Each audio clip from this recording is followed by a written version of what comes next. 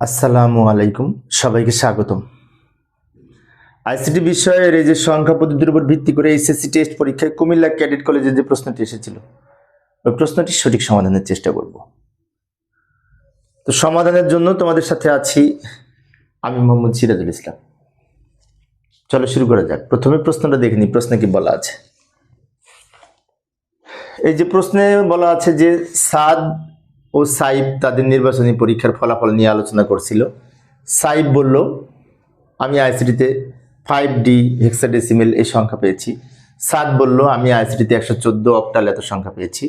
সপ্তম শ্রেণীতে পড়া ছোট ভাই বুঝতে পারছিল না কি বেশি নম্বর পেয়েছে।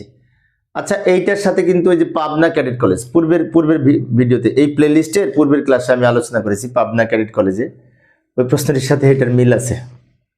যাই হোক, আমরা এখন এর আলোকে গ আর ঘ নংয়ের উত্তর দিব।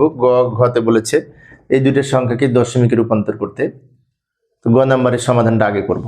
এই যে গ নাম্বার, উদ্দীপকে বর্ণিত সাইবের প্রাপ্ত নম্বর ছিল 5D, যেটাকে দশমিকে রূপান্তর করব। দশমিকে রূপান্তর করতে হলে এটাকে 16 দিয়ে গুণ হবে, তাই না? প্রত্যেকটাকে তারপর পাওয়ার লিখতে হবে, এটা তো আমরা জানি। সমান দিলাম, লক্ষ্য করি এখানে ডি এর মান হচ্ছে 13, আমরা লিখে রাখবো। 5কে 16 দ্বারা গুণ করব, তারপর যোগ দিব। এরপর ডি এর মান 13, 13কে এই 16 দ্বারা গুণ করব। এরপর পাওয়ার লিখবো, এখানে 0, এখানে 1। পাওয়ার লিখে আমরা সরল করব। 16কে পাওয়ার 1 করলে 16 হয়, তাকে 5 দিয়ে গুণ করলে 5 × 80। 16কে পাওয়ার 0 করলে 1 হয়, তাকে 13 দিয়ে গুণ করলে 13। 80 আর 13 যোগ করে 83, এই 93 হয়। এটা হচ্ছে 93। এটা হচ্ছে আপনার এই সাইবের প্রাপ্ত নম্বর, দশমিকে দেওয়া আছে। এইবার আমরা এই এর প্রাপ্ত নম্বর, সাদের প্রাপ্ত নম্বর 114 এর দশমিক মান নির্ণয় করব। সাদের প্রাপ্ত নম্বর নির্ণয় করতে হলে এই প্রত্যেকটাকে 8 দিয়ে গুণ করব। 1কে 8 দিয়ে গুণ করব, প্লাস 14কে 8 দিয়ে গুণ করব, প্লাস 4কেও 8 দিয়ে গুণ করব।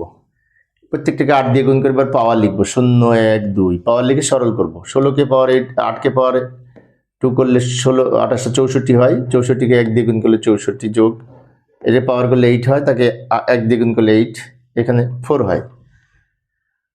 সব যোগ করলে কত হবে? 76। তাহলে এই যে আমরা সাদ এবং সাইবের দুজনেরই কিন্তু দশমিক মান পেলাম, বেশ 10 হবে। গ নাম্বারের উত্তর শেষ। এবার ঘ নাম্বারে যাবো, মানে দুইটাকে আমরা দশমিক করলাম। ঘ নাম্বারে যাব, কি বলেছে। আচ্ছা, ঘ নাম্বারে বলেছিল এই নির্বাচনী পরীক্ষায় সাইব এবং সাদের পার্থক্য যোগের মাধ্যমে বের করা সম্ভব কিনা বিশ্লেষণ করো। আচ্ছা, যোগের মাধ্যমে পার্থক্য নির্ণয় করা সম্ভব। সেটি কিভাবে? ওই দুইটাকে দশমিক থেকে বাইনারি করব। দুইটা দশমিক মান নির্ণয় করলাম না গ নাম্বারে, ওই দশমিক মান হতে দুইটাকে বাইনারি করব ঘ নাম্বারের উত্তরের জন্য। বাইনারি করার পরে যেটা ছোট সংখ্যা, ওই ছোট সংখ্যাটিকে 2 এর পরিপূরক করব। তারপরে ছোট সংখ্যার পরিপূরক মানের সাথে বড় সংখ্যার বাইনারি মান যোগ করব। এই ধরনের প্রশ্ন না হুবহু এরকম একটা প্রশ্ন আমি পাবনা ক্যাডেট কলেজে এই কয়েকদিন আগে করিয়েছি।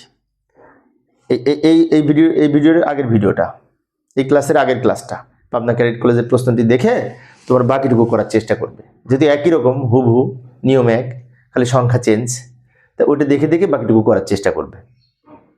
এই প্লে লিস্টে পাবনা ক্যাডেট কলেজের উত্তরটা আছে, তো আশা করি তোমরা পারবে। পরিশেষে সবাই ভালো থাকবে এবং সুস্থ থাকবে, এই কামনায়। খোদা হাফেজ।